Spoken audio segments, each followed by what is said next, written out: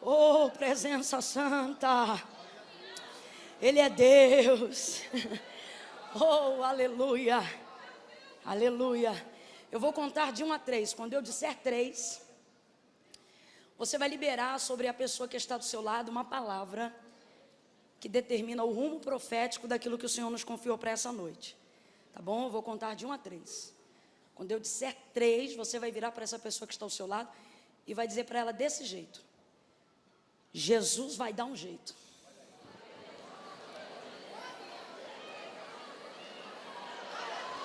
Calma que eu não contei até 3 ainda. Segura aí. Segura aí. No 3, você vai liberar. Tá bom? Eu já tive a oportunidade de estar diante desse texto, mas nunca ouvi Jesus falar comigo uma palavra de ordem tão atípica como a que Ele revelou a mim nessa noite aqui na igreja. Quando eu estava ali sentado, eu falei: Senhor, parece que não dá nem crédito uma frase como essa. Ela parece até antiteológica. E o Senhor falou comigo, e quando eu contendo qualquer coisa com Deus, Ele sempre me leva ao texto de Jeremias, e Ele me faz lembrar o que Ele disse a Jeremias, quando, estando moldando o vaso, Ele diz assim: pode o vaso dizer ao oleiro, por que fazes assim? E aí eu disse: então tá bom, Senhor, é isso que nós vamos dizer. Então quando eu disser 3, você vai olhar para essa pessoa que está do seu lado, vai dizer para ela com fé, porque essa palavra é de esperança. E aí você vai dizer para ela desse jeito: Jesus vai dar um jeito. É 1, prepara. É 2, tira o sorrisinho de canto de boca para Ele te levar a sério como profeta. 2,5, você é um instrumento. Entenda que muitas vezes para Deus chegar a algumas pessoas, Ele passa por nós. Você é um instrumento. É 1, é 2, é 3, vai! Se você é daquele crente tátil, dá um aperto de mão, segura ele, levanta a mão, reage, celebra e fala para mais uns 2 ou 3 que entraram aqui desesperados: diga: Jesus vai dar um jeito. Jesus vai dar um jeito. Jesus vai, sacode mais uns 3. Sacode mais uns 3 aí, diga: Jesus, lá atrás, sacode mais uns 3 e diz aí: Jesus vai dar um jeito. Jesus vai dar um jeito. Glória a Deus. Jesus vai dar um jeito. Aleluia, aleluia.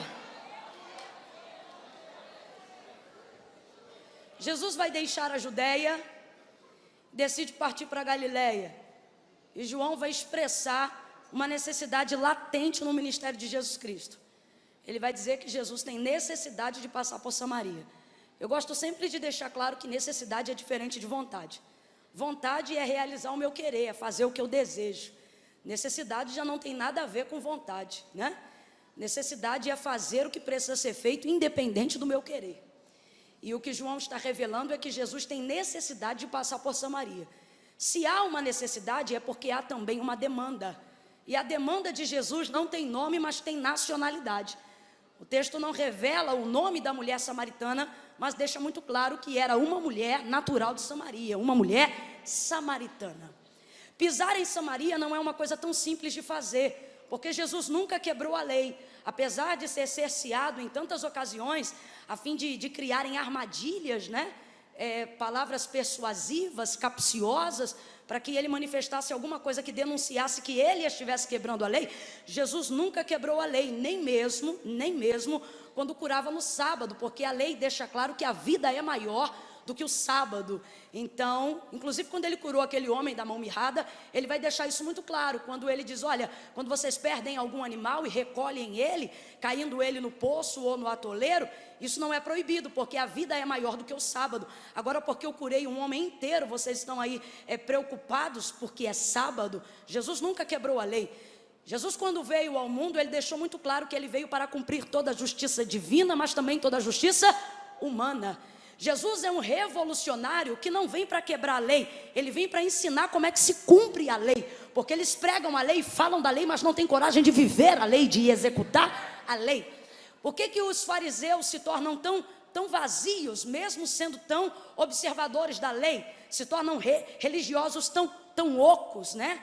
Inclusive a palavra religião começou a ficar pejorativa, porque é uma palavra, na verdade, muito boa. Fala de disciplina devocional, de alguém que sabe o que segue, mas em razão de ter sido aplicada a tantos homens que estavam perto da leitura, mas distante do sentido, acabou se tornando até uma coisa pejorativa de um tempo para cá.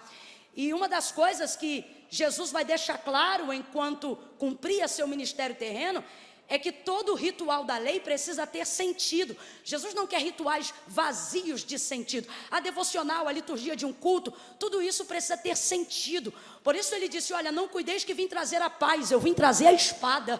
Ele está dizendo, não fica pensando que eu vim abolir a lei, eu vim ensinar vocês como é que se cumpre a lei. Jesus nunca quebrou a lei. E uma das coisas que não é necessariamente uma quebra da lei, mas era um costume de gente santa, de gente consagrada em Jerusalém, era não compartilhar nada com o samaritano. Por quê?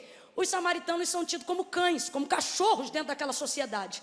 E por que eles são tidos assim? Porque eles vacilaram, porque eles erraram, miscigenaram a raça e com isso foram trazendo um outro pecado. Uma vez que eles já não podiam entrar em Jerusalém para adorar, colocaram no monte que estava em Samaria, que Samaria é uma região montanhosa, e colocaram ali vários ídolos constituídos por mãos de homens, ídolos que o Senhor obviamente rejeita desde o tempo da lei, em que confiou isso a Moisés, ao seu povo, quando ele disse, vocês não vão colocar ídolos ao meu lado e nem diante de mim, porque eu sou Deus zeloso. Sim, eu sou Deus zeloso.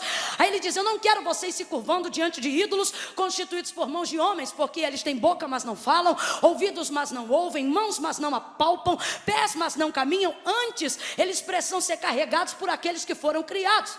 Então, o pecado de idolatria para Deus é equivalente à prostituição. Todas as vezes que Israel se corrompia diante de ídolos constituídos por mãos de homens, Baal, Baalim, Azera e tantos outros, ele vai dizer pela boca do profeta Jeremias, por exemplo, Israel, tu te fizeste pior do que uma prostituta, porque uma prostituta se deita pela paga de um dinheiro. O que ele está dizendo é, na maioria das vezes, Israel, uma prostituta se encaminha à prostituição levada por uma necessidade. Aí ele diz assim, mas tu, Israel, tu tens feito isso o quê? Se prostituído. Aí ele diz assim, tu tens te prostituído gratuitamente só para me aborrecer. O que Deus está dizendo? Deus está dizendo, Israel, você está pior do que uma prostituta, porque ela se encaminha a seus amantes conduzida por uma necessidade, mas você, de quem tem falta, uma vez que eu sou teu Deus? Eu te vesti de linho, eu te adornei de joias, eu derramei perfume, eu te calcei de couro, eu adornei teu cabelo, eu te trancei, eu deixei teus seios formosos, eu te alimentei de leite, eu te reguei de uva, eu te coloquei diante da vide, mas agora quando os teus seios cresceram e tu te tornaste formosa, tu te deitaste com os teus amantes te prostituindo. É assim que Deus vê o pecado da idolatria, só para você entender. Deus vai falar para Israel coisas que eu não tenho coragem de mencionar, mesmo sabendo que são citações bíblicas. Esse é o pecado. Então por quê? Por que para judeu samaritano é cão? Por que para judeu samaritano é cachorro? Porque para judeu samaritano é a escória. Uma vez que eles se desviaram, que eles se afastaram. Aí você diz assim, irmã Camila, por quê? Porque eles estão diante de ídolos constituídos por mãos de homens? Não, muito pior. Porque no monte que eles constituíram altares para ídolos feitos, obras de mão, Baal, Baalins e etc., eles também colocaram um altar para Deus Jeová. Esse é o problema. Deus deixou muito claro, não coloquem deuses diante de mim e nem ao meu lado. Não significa que Deus fica feliz em saber que uma pessoa vai adorar a um ídolo constituído por mãos de homens, mas o que ele está dizendo é, até se for para servir o outro lado, faça isso com integridade, porque você não pode servir a dois senhores. Há mais integridade em alguém que vai embora da igreja para pecar do que alguém que acha que pode congregar e ficando em caminho de iniquidade. É mais ou menos isso que está acontecendo em Samaria. Quando Josué chega diante do povo de Israel para ensinar eles como eles deveriam adorar a Deus, Josué está vendo que já está chegando no final de sua carreira. Aí ele reúne todo o povo que sabia que ainda tinha ídolos escondidos dentro da sua tenda, e ele diz assim, se Baal é Deus, seguiu. Agora, se o Senhor é Deus, deitai fora vossos ídolos e segui ao Senhor. Aí ele diz assim, eu e a minha casa serviremos ao Senhor. Ele está dizendo, o que eu e a minha casa vamos fazer, não depende da decisão que vocês vão tomar. Agora, se Baal é Deus, segue após ele. Agora, se o Senhor é Deus, deitai fora Baal. O que ele está dizendo é o seguinte, Baal aceita amantes, Deus não. Baal aceita que você adore a ele hoje e venha ao culto no domingo, semana que vem. Baal aceita que uma semana você saiba seu futuro no tarô e na outra semana você busque uma revelação numa congregação profética. Baal não tem problema com isso. Agora Deus está dizendo, eu não aceito. Deus está dizendo, eu não aceito. Aí você começa a entender por que os samaritanos são tidos como cães dentro daquela sociedade. No monte, onde tem muitos ídolos constituídos por mãos de homens, eles também constituíram um altar a Deus Jeová. Por quê? Porque quando alguém não consegue se adequar a um ritual sagrado, a um altar legítimo, aonde está o altar legítimo? Jerusalém. Eu vou te perguntar e você finge que eu não te contei agora, tá? Aonde está o altar legítimo? Jerusalém. Aonde está o altar legítimo? Jerusalém. Aonde estão os sacerdotes legítimos? Aonde reside a casa e descendência de Levi? Jerusalém. É em Jerusalém que se leva a oferta. Não interessa de onde você é. O que interessa é que todo mundo se reúne, nem que seja 3 vezes no ano, para deitar oferta, para consagrar em Jerusalém. O altar legítimo está em Jerusalém. Só que quando um samaritano, por causa do seu erro, é proibido de entrar em Jerusalém, o que ele faz? Ele constitui um altar ilegítimo, para que ele crie a ideia de que está adorando a Deus. É o que os samaritanos faziam. Uma vez que eles não podem ir em Jerusalém, criaram um altar no monte, para criarem a ideia de que estão adorando a Deus. Você diz, irmã Camila, que coisa mais sem sentido. E se eu te dissesse que tem um monte de gente fazendo a mesma coisa? Uma vez que não consegue se adequar diante dos critérios, uma vez que não consegue se submeter às regras, uma vez que não consegue aceitar os métodos proibitivos. Proibitivos, sim, proibitivos. O que é que faz? Se adequa a um altar individual. Faz-se sacerdote de si mesmo, faz-se discípulo de si mesmo, faz-se senhor de si mesmo, para não ter que se submeter a ninguém. Aí o texto vai revelar e João vai dizer que Jesus tem necessidade de passar em Samaria. Por quê? Porque lá tem uma demanda, e essa demanda, vai ser suprida, vai ser saciada através de uma mulher que é samaritana, que não está numa condição e numa realidade tão diferente de como está toda a Samaria. Ela é espelho, ela é reflexo da sociedade samaritana. Veja como ela se apresenta no texto antes de fazer, ou melhor, quando faz a confissão do seu atual pecado, que é estar com um marido que não é dela. Jesus diz assim, tu disseste bem, porque tu já tiveste 5 maridos. Mas o 6º que tu está agora não é teu marido. É uma mulher que vem de muitos relacionamentos. Sai Jesus da Judeia, vai Jesus para Galileia e decide passar por Samaria. Quando chega em Samaria, o texto diz que ele chega cansado, senta-se no poço, junto à fonte. Jesus senta no poço para descansar. E aí o texto diz, nisto vem chegando uma mulher samaritana. Era quase a hora sexta, alto do meio-dia. Que horas eram? Meio-dia. É quando o sol está em alinhamento perfeito. É quando nós estamos falando do horário de maior iluminação do dia.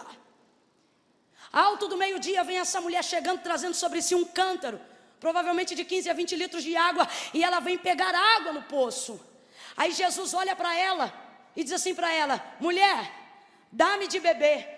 Ela vai conhecer a faceta de um Jesus que pede. Não é todo mundo que tem o privilégio de conhecer o Jesus que pede, até porque a maioria das pessoas só buscam o Jesus que dá. Só que ela, quando vai se aproximando, Jesus não dá, Jesus já chega pedindo, igual chegou na vida de algumas pessoas aqui. Não deu bom dia, não deu boa tarde, não deu shalom Adonai, olhou para ela e diz, dá-me de beber.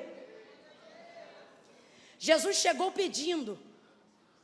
Ela fica tão assustada pelo fato de ver categoricamente que ele é judeu e está em território samaritano, em província samaritana, com cara de judeu, jeito de judeu pedindo água, que ela fica assustada e resiste na hora. Mas peraí, é um costume dentre as mulheres servir as pessoas que pedem água a beber, mas ela não vai conseguir atender o costume de cara. Por quê? porque ele é judeu, ela fica assustada. Aí ela diz assim, mas como sendo tu judeu, pede de beber a mim, que sou mulher samaritana?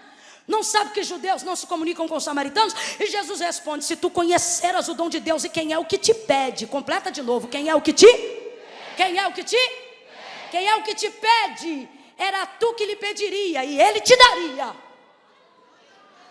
água viva. Jesus está com muita vontade de dar água a ela. Jesus passou ali só para saciar a sede dela.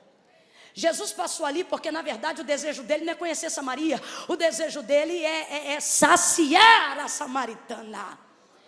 Jesus não passou ali porque ele tem sede de água terrena. Jesus passou ali porque ele tem sede de fazer a vontade do Pai que está no céu. Mas ela não entende porque ele já chega pedindo. Completa para mim, gente. Ele já chega. Ele já chega. Já chega. Só que o pedido de Jesus é para libertar ela. Sabe quem é essa mulher? Essa mulher é uma mulher que está acostumada a receber o tempo todo. Essa mulher é uma mulher que está acostumada a fazer com que a sua vida viva em função da vida de outras pessoas. Por que ela teve 5 relacionamentos e agora está aceitando estar na condição de amante? Está aceitando estar na condição de um marido que não é dela? Porque ela vive na inter-relação das dependências. Eu não posso afirmar que essa mulher ama esse homem, mas posso afirmar que ele faz o sacolão da semana para ela. Essa mulher tem necessidades que são supridas nas relações. Eu vou falar de novo porque você não vai esquecer disso. Essa mulher tem necessidades que são supridas nas... E você não pode ter como base de suprimento relação nenhuma. Por quê? Porque quando você tem como base de suprimento a sua relação com alguém, isso não é aliança, isso é algema, você se torna refém dessa relação. Essa mulher é refém pela 6ª vez. Casada ou não, a condição dela não muda. Ela é refém. Refém das relações. Está acostumada a receber. E sabe qual é o problema de viver assentado na mesa da recebedoria? É que de tanto você receber, você esquece que tem valor para dar. Isso te deixa numa relação de dependência tão grande que você começa a esquecer que você também é capaz de dar. E a palavra de Deus não diz que mais bem-aventurada coisa é receber. A palavra de Deus diz que mais bem-aventurada coisa é... Vem comigo. A palavra de Deus diz que mais bem-aventurada coisa é... Mais bem-aventurada coisa é dar do que... Receber é muito bom, mas dar é melhor. Porque quem recebe, recebe porque precisa. Quem dá, dá porque tem.